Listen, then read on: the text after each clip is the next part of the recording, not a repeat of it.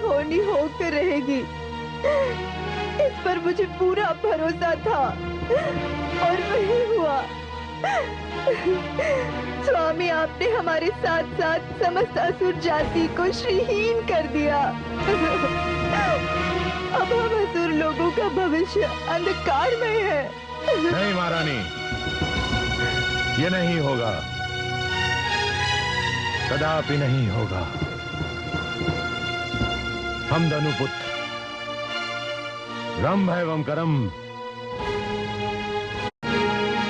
इस देवासुर संग्राम में असुरों की पराजय और महान वीर असुर सम्राट तारकासुर की मृत्यु से असुर समुदाय को अपार आघात पहुंचा है। इससे देवताओं का पलड़ा भारी हो गया है और असुर सेना दुर्बल हो गई है। हमें फिर से अपनी शक्ति को बढ़ाना है, फिर से अपार शक्ति एकत्रित करनी है, ऐसी शक्ति जो देवताओं को फिर से हमारे समक्ष घुटने टेकने के लिए हम दोनों भ्राता महान वीर असुर सम्राट तारकासुर के मृत्यु शरीर को छूकर प्रतिज्ञा करते हैं कि असुरों की खोई हुई प्रतिष्ठा को पुनः स्थापित करेंगे, फिर देवताओं को पराजित करेंगे और इसके लिए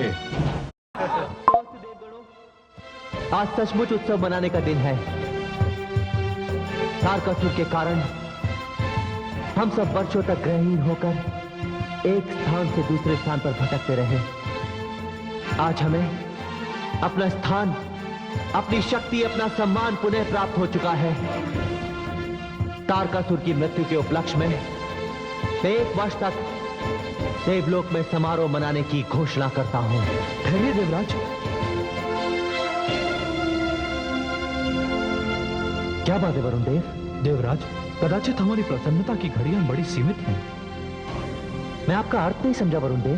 देवराज, धनुपुत्र महादानव रंभ तथा महादानव करम ने यक्षों को प्रसन्न करने के लिए घोर तपस्या आरंभ कर दी है। तपस्या? कैसी तपस्या वरुण देव? महादानव करम ने जल में तथा महादानव रंभ ने अग्नि में एक ऐसे पुत्र प्राप्ति के लिए तपस्या आरंभ कर दी है जो हमें हमारे ही इंद्रलोक से निकाल सके। चक्र एवं जल चक्र द्वारा यक्ष देवता प्रसन्न होकर तुम दोनों को मनचाहे पुत्र का वरदान दे सकते हैं। मैं जानता हूं कि यक्षों में भी वरदान देने की क्षमता होती है, किंतु मैं तुम्हें इस योग की ही नहीं छोड़ूंगा। यक्ष हम देवताओं के मित्र हैं, इसलिए मैं उन्हें ज्ञात ही नहीं होने दूंगा कि कर्म की जीवन लीला मेरे द्वारा समाप्त हुई है।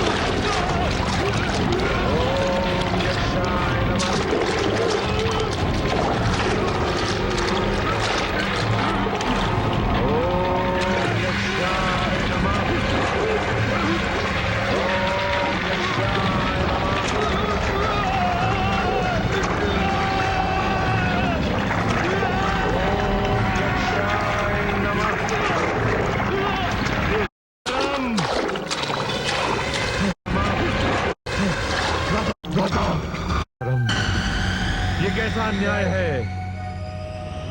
कितनी कायरता से मेरे भ्राता का वध किया गया। चलो